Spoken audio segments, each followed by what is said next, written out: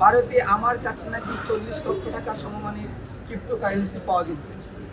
অথচ বাস্তবে এই ধরনের বিজনেসের সাথে সংশ্লিষ্ট থাকা তো অনেক দূরের কথা। ক্রিপ্টোকারেন্সি কি সে সম্পর্কে আমার ন্যূনতম কোনো ধারণাই ছিল না। ওই ভিডিও আমার ব্যক্তিগত তথ্যাদি এবং তার সাথে অসংখ্য ভুয়া তথ্য ছড়িয়ে ভারতের দিল্লিতে আমার জীবনের প্রতি হুমকি তৈরি হলে বাংলাদেশের দূতাবাসের বিশেষ সহযোগিতায় আমি ভিসার আবেদন সম্পূর্ণ না করে দেশে ফিরে আসি। তৎপরবর্তী দেশে ফিরে আসার পর ব্রিটিশ সংবাদ মাধ্যম বিবিসি বাংলা আমাকে নিয়ে গত 21শে ফেব্রুয়ারি 2026 তারিখে অজ্ঞাতনামা ভারতীয় গোয়েন্দা সূত্রের বরাতে মাহদি হাসানের সঙ্গে দিল্লিতে কি হয়েছিল শিরোনামে একটি প্রতিবেদন তারা প্রকাশ করে, যেখানে আমার সম্পর্কে উক্ত প্রতিবেদনে একাধিক ভুয়া তথ্য মানহানিকর বক্তব্য যুক্ত করে দেওয়া হয়েছিল। এমনকি ওই প্রতিবেদনে আমার ন্যূনতম কোনো বক্তব্য পর্যন্ত নেওয়া হয়নি।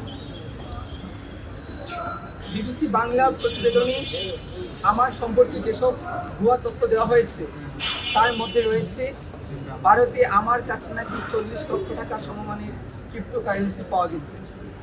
অথচ বাস্তবে এই ধরনের বিজনেসের সাথে সংশ্লিষ্ট থাকা তো অনেক দূরের কথা। ক্রিপ্টোকারেন্সি কি সে সম্পর্কে আমার ন্যূনতম কোনো ধারণাই ছিল না। বরং উক্ত প্রোপাগান্ডাটি আওয়ামী লীগের একটি প্রোপাগান্ডা পেজ থেকে ছড়ানো হয়েছিল, যেটি ইতিমধ্যে বাংলাদেশে তার ডিসেন্ডের অনুসন্ধানে প্রকাশ হয়েছে। কোনো ধরনের প্রমাণ ব্যতীত আওয়ামী লীগের প্রোপাগান্ডা পেজ থেকে এক অজ্ঞাতনামা গোয়েন্দা সংস্থার কর্মকর্তার বরাত দিয়ে যেভাবে কি আমার উপর সংঘবদ্ধ মিডিয়ার ট্রায়ালের মাধ্যমে একটি প্রোপাগান্ডাকে বিবিসি লেজিটিমেসি দেওয়ার মাধ্যমে সারা দেশে আমাকে ফ্লেমিং করেছে।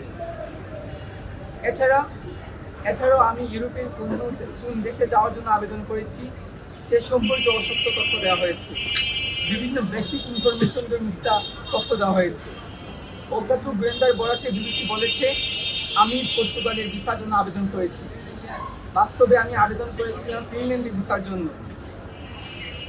বিবিসি বাংলা লিখেছে আমি দেশে ফেরার আগে রাতে দিল্লি একটি বিমানবন্দরের হোটেলে উঠেছিলাম। এটিও সম্পূর্ণ অসত্য কথা।